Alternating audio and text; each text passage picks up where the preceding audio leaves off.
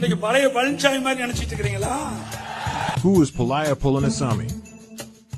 என் பேரு பழனிசாமிங்க. அதாவது எடப்பாடி பழனிசாமி மினிஸ்டர். அவரோட வீட்டுக்கு எதிர்த்த வீட்டுல குடியிருக்குங்க.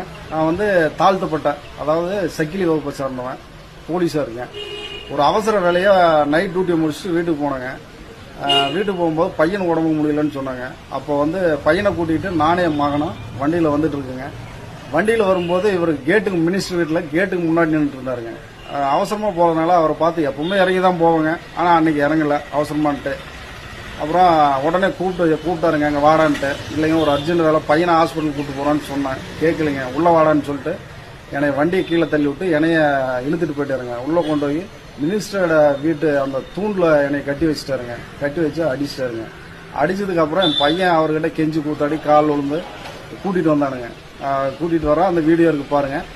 கூட்டிகிட்டு வந்ததுக்கப்புறமா கூட்டிகிட்டு வரும்போதுமே விடலைங்க. அவருக்கு மேலே என்ன கோவம்னு தெரியல. சக்கிலி போலீஸாக இருக்கிறானே, இறங்காம போறான்ற ஒரே காரணத்துக்காக இரும்பு பைப்பையே அடிப்பாருங்க.